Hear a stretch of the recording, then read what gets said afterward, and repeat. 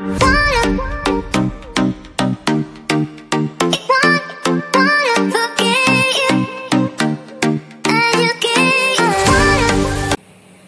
pagi anak-anak ibu semua. Nah, jadi materi yang akan kita bahas pada pertemuan pertama di semester ini adalah sistem reproduksi pada manusia. Nah, jadi yang kita bahas hari ini adalah apa-apa saja organ reproduksi pada laki-laki maupun perempuan. Nah, jadi seperti apa penjelasannya? Yuk simak video berikut ini. Sistem reproduksi pada manusia. Nah, yang pertama harus kita tahu adalah apa itu reproduksi. Nah, reproduksi adalah kemampuan makhluk hidup untuk menghasilkan keturunan. Nah, jadi tujuan dari reproduksi ini adalah agar suatu jenis makhluk hidup tidak mengalami kepunahan. Oke, yang pertama kita bahas adalah sistem reproduksi pada pria.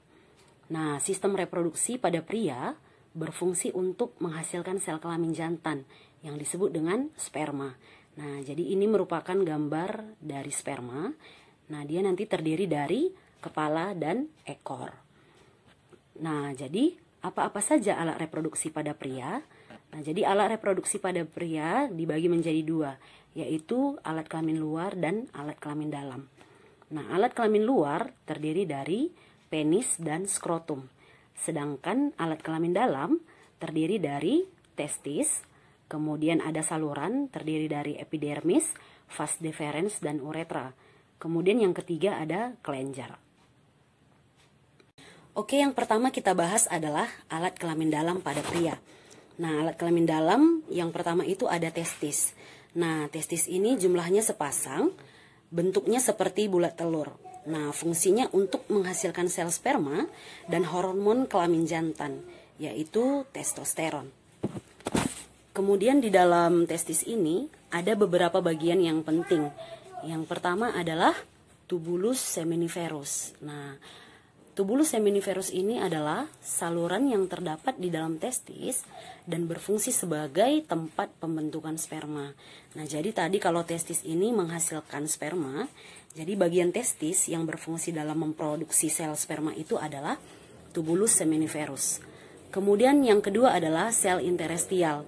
Nah, sel interestial ini sel yang terdapat di dalam testis dan berfungsi dalam menghasilkan hormon kelamin pada pria. Jadi sama tadi ya, testis juga berfungsi dalam menghasilkan hormon, maka sel interestial ini adalah bagian dari testis yang berfungsi dalam menghasilkan hormon kelamin pria. Kemudian ada sel Sertoli. Nah, sel Sertoli ini sel yang terdapat di dalam testis dan berfungsi untuk menyediakan nutrisi atau makanan bagi sperma. Nah, jadi fungsi nutrisi bagi sperma ini adalah untuk menghasilkan kualitas sperma yang baik. Oke, yang kedua kita bahas adalah saluran reproduksi pada pria. Yang pertama itu ada epididymis. Nah, epididymis ini adalah saluran yang keluar dari testis. Nah, bentuk dari epididymis ini adalah panjang dan berkelok-kelok. Fungsinya untuk apa? Fungsinya sebagai tempat pematangan sperma dan penyimpanan sperma untuk sementara waktu.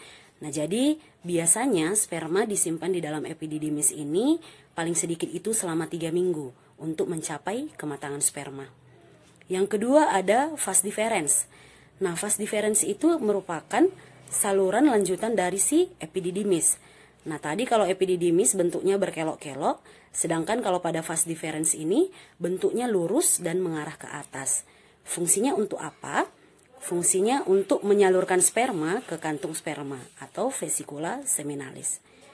Yang ketiga ada uretra.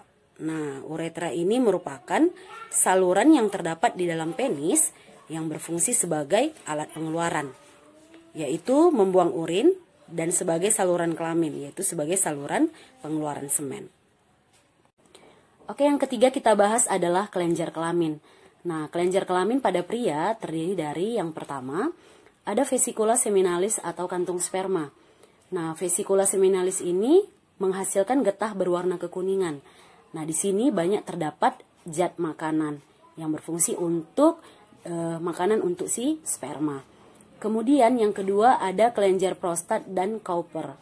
Nah, kelenjar prostat dan Cowper ini menghasilkan cairan semen yang berfungsi memberi nutrisi dan mempermudah gerak sperma.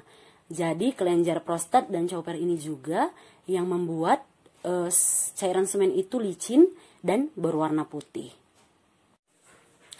Oke, selanjutnya yang kita bahas adalah alat kelamin luar pada pria. Nah, alat kelamin luar pada pria terdiri dari yang pertama ada penis. Nah, fungsi penis ini adalah sebagai alat kopulasi atau alat persetubuhan. Kedua ada skrotum. Nah, skrotum ini merupakan kantung yang di dalamnya terdapat testis. Atau dengan kata lain, skrotum ini merupakan tempat penyimpanan si testis. Fungsinya untuk apa? Fungsinya untuk mengatur suhu yang cocok bagi kehidupan sperma.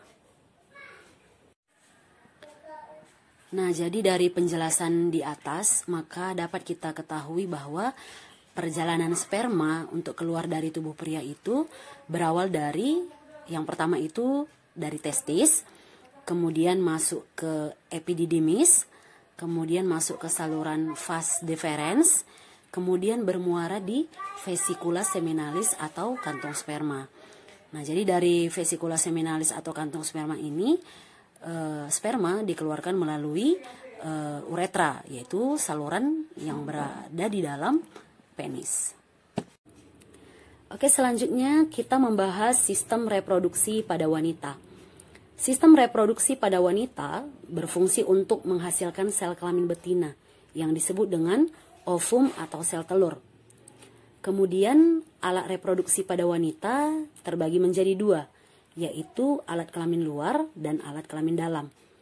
Nah, alat kelamin luar terdiri dari vulva dan labium, sedangkan alat kelamin dalam terdiri dari yang pertama itu ada ovarium, kemudian ada tuba falopi, biasa disebut juga dengan oviduk atau saluran telur. Yang ketiga ada uterus atau rahim. Yang keempat ada vagina. Oke, yang pertama kita bahas adalah alat kelamin luar pada wanita. Alat kelamin luar pada wanita terdiri dari yang pertama ada vulva. Nah, jadi vulva ini merupakan celah paling luar dari alat kelamin wanita. Nah, di sini bermuara dua saluran, yaitu uretra atau disebut dengan saluran urin dan saluran kelamin vagina. Kemudian yang kedua ada namanya labium. Nah, labium ini merupakan bibir yang membatasi vulva. Nah, jadi di sini terdapat dua pasang, yaitu sepasang bibir kemaluan besar namanya labia mayor. Nah, labia mayor ini terletak di sebelah luar. Kemudian yang kedua itu sepasang bibir kemaluan kecil, namanya labia minor. Nah, kalau labio minor ini terletak di sebelah dalam.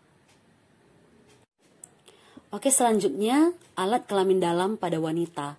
Nah, alat kelamin dalam pada wanita terdiri dari yang pertama itu ada ovarium. Nah, ovarium ini jumlahnya sepasang, ya, terletak di sebelah kanan dan sebelah kiri. Nah, jadi ovarium ini terletak di dalam rongga badan, tepatnya di daerah pinggang.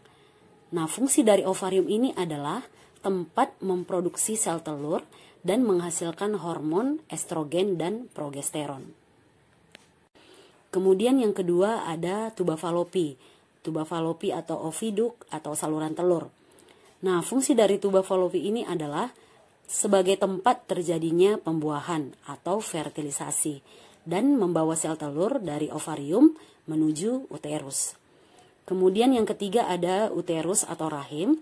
Nah, jadi fungsi dari uterus atau rahim ini adalah tempat tumbuh dan berkembangnya embrio. Kemudian yang terakhir ada vagina. Jadi vagina ini berfungsi sebagai alat kopulasi bagi wanita. Kemudian sebagai tempat keluarnya bayi pada proses kelahiran alami. Nah, jadi sekian pembelajaran kita hari ini. Semoga bermanfaat dan anak-anak kami tetap semangat dan tetap nantikan video pembelajaran kita berikutnya. Terima kasih.